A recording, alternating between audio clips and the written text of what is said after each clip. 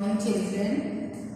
ఈరోజు మనము వ్యాకరణంలో మనము సంజ్ఞ గురించి తెలుసుకుందాం. సంజ్ఞ యొక్క పరిభాష ఫస్ట్ నేను చెప్తాను, తర్వాత నేను అది ఎక్స్ప్లెయిన్ చేస్తాను. సంజ్ఞ అంటే ఇంట్రెస్ట్గా అని కూడా ఎక్స్ప్లెయిన్ చేస్తాను. చూడండి, ఫస్ట్ పరిభాష. किसी व्यक्ति, स्थान, वस्तु अथवा उनके नाम को संज्ञा कहते हैं.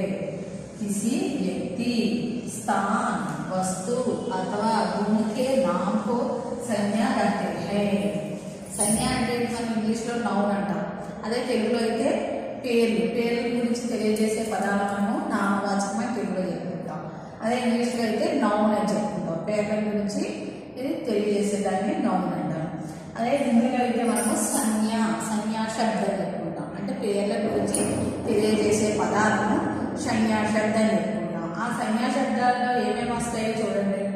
కిసి వ్యక్తి అంటే ఎవరైనా ఒక వ్యక్తి గురించి కానీ, వ్యక్తుల పేర్లు మీకు తెలుసు కదా, వ్యక్తుల పేర్లు.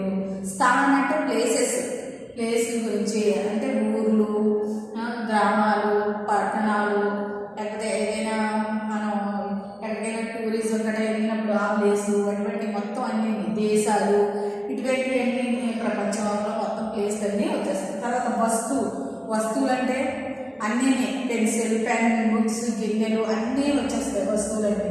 అథవా గుణికే నామకు సంజ్ఞా కహతే హై. అలాగే గుణాలు అంటే ఒక వ్యక్తిలో ఉన్న గుణాలు కావచ్చు, లేకపోతే ఒక వస్తువులో ఉన్న గుణం కావచ్చు, అటువంటివన్నీ కూడా మనకి సంజ్ఞా శబ్దాల కింద చెప్పుకోవడం జరుగుతుంది. ఓకేనా? మళ్ళీ ఒకసారి పరిభాష చెప్తాను. కిసి వ్యక్తి, స్థాన్, వస్తు అథవా గుణికే నామకు సంజ్ఞా కహతే హై.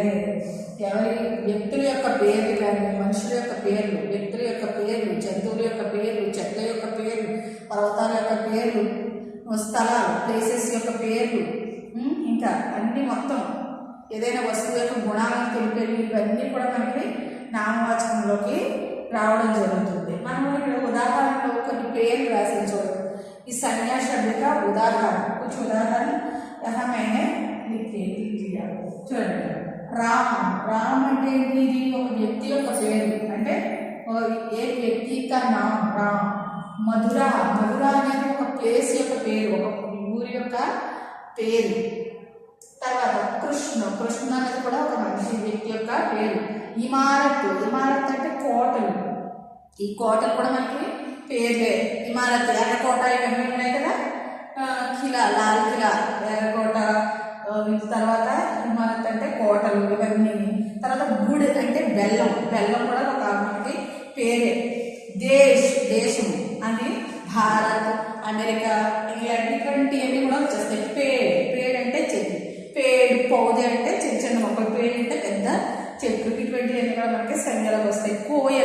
కోయల్ అంటే ఒక పక్షి కదా. పక్షులు కూడా అన్నీ కూడా మనకి పేరు. కోయల, లేకపోతే రామచిలుక, ఇంకా పిచ్చుకలు, ఇవన్నీ కూడా మనకి పేర్లోకి వచ్చేస్తాయి. బాలక్ అంటే అబ్బాయి. బాలిక అంటే అమ్మాయి. లడకి, ఇవి కూడా మనకి పేర్లే. పర్వతాలు, రాజా అన్నా కూడా పేరే కదా. చార్మినార్ కూడా ఒక పేరే. గోదావరి ఇది నది యొక్క పేరు. తర్వాత నదులు, సముద్రాలు, నక్షత్రాలు, గ్రహాలు, ఇవన్నీ కూడా మనకి సంజ్ఞా శబ్దాలు అని చెప్పుకుంటాం. భవంతి తెలుసు కదా మీకు. మనుషులు. మిఠాస్ అంటే తీయనిది. మనం ఇక్కడ గుణం చెప్పుకున్నాం కదా. బెల్లం యొక్క టేస్ట్, గుణం ఎలా ఉంటుంది? బెల్లం తీయగా ఉంటుంది కాబట్టి ఇది కూడా మనకి సంజ్ఞా శబ్దం. సుందరత. పువ్వులు ఉన్నాయి, పువ్వులు చెప్పుకుంటాం. పువ్వులు కూడా సంజ్ఞా పడుతుంది. సుందరత అంటే అందంగా ఉండడం, అది కూడా మనకి సంజ్ఞా పద్ధతిలో వస్తుంది. వీరత అంటే ఏంటి? వీరత్వం.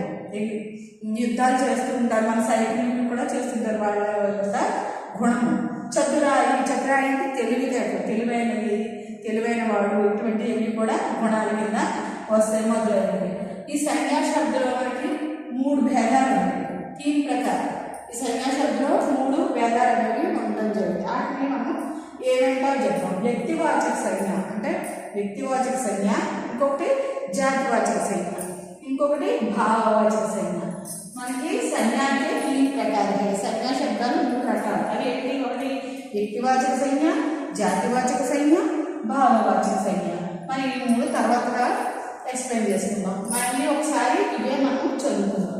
संज्ञा शब्द गुరించి संज्ञा की परिभाषा एक बार पढ़ लेंगे. ఒకసారి చదువుకుందాం చూడండి. किसी व्यक्ति स्थान वस्तु अथवा गुण के नाम को संज्ञा कहते हैं.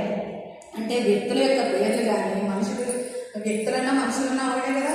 వ్యక్తుల యొక్క పేర్లు కానీ లేకపోతే చెట్ల యొక్క పేర్లు, జంతువుల యొక్క పేర్లు, అన్నీ ఇంకా సముద్రాలు, నదులు, పర్వతాలు, దేశాలు, మన వస్తువులు, పెన్సిల్, ఇవన్నీ గిన్నెలు అన్నీ వచ్చేస్తాయి అన్నమాట. వస్తువులు అనగానే అన్నీ వచ్చేస్తాయి.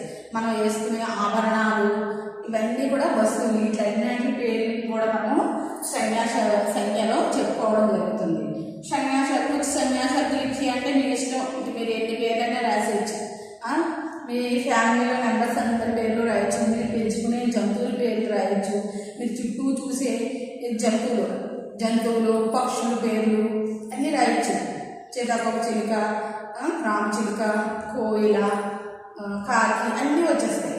మీ చుట్టూరు ఉండే వస్తువుల పేర్లు రాయమంటే కితాబ్, పెన్సిల్, రబ్బర్, తర్వాత టైల్ అంటే సంచి, ఇంకా కుర్చీ ఇటువంటివన్నీ రాయొచ్చు. చష్మా, కళ్ళజోడు ఇటువంటివన్నీ కూడా రాయొచ్చు. ఇవన్నీ కూడా మనకి సంజ్ఞా శబ్దంకి వస్తాయి. ఎగ్జాంపుల్స్ నేను ఒకసారి మళ్ళీ చదువుతాను చూడండి. రామ్ అనేది వ్యక్తి పేరు కాబట్టి ఇది సంజ్ఞ. మధుర అనేది ఒక ఊరు పేరు. మనము మధుర ఊరు పేరు ఇంకా చెప్పవచ్చు. రాజమండ్రి, విజయవాడ, హైదరాబాద్, విశాఖపట్నం, ఇంకా మీ ఇష్టం ఎన్ని పేర్లు అన్నా. మీ ఊళ్ళు, మీకు చుట్టుపక్కల ఉండే పల్లెటూరి పేర్లు అవన్నీ కూడా చెప్పుకోవచ్చు. గావ్ అంటే పల్లెటూరు, షహర్ అంటే పట్టణం, ఇవి కూడా చెప్పుకోవచ్చు. మధుర, కృష్ణ పేరు, తమ్ముడి పేరు రాజేష్, రాము, లక్ష్మి ఇలా కూడా చెప్పుకోవచ్చు. ఇమారత్ అంటే కోటలు, లాల్ కిలా అంటే ఎర్రకోట అలా కూడా చెప్పుకోవచ్చు. గుడి అంటే బెల్లం. మరి ఈ కంటే మనకి చింతకాయ, ఇమలి అంటే ఈ కంటే చెరుకుగడ, ఇమలి అంటే చింతకాయ. ఇటువంటివి కూడా మనకి పేర్లే నౌన్లోకి వస్తాయి. హిందీలో మనము సంజ్ఞా శబ్దం చెప్పుకుంటాం. దేశ్, భారతదేశ్, అమెరికా, ఆఫ్రికా, ఈ ఖండాల పేర్లు కూడా అన్నీ చెప్పుకోవచ్చు. పేరు చెట్లు, పౌదే పువ్వులు, గులాబ్, తర్వాత చమేలి, ఇవన్నీ కూడా పువ్వుల పేర్లు. భారత్, నెక్స్ట్ ఇంకా దాదాజీ, నాని ఇవన్నీ కూడా మనకి సంఖ్యలోకే వచ్చేస్తాయి. చార్మినార్, గోదావరి, నది, భवन, मनुष्य, मिडास, सुंदरता, वीरता, चतुराई आदि ये सभी शब्द हमको संज्ञा के बारे में बताते हैं. संज्ञा के बारे में बताने वाले शब्दों को हम क्या कहते हैं? व्यक्तियों का नाम बताने वाले शब्दों को संज्ञा शब्द कहते हैं.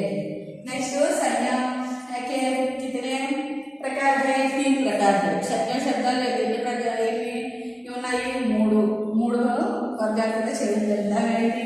వ్యక్తివాచక సంజ్ఞ, జాతివాచక సంజ్ఞ, భావవాచక సంజ్ఞ.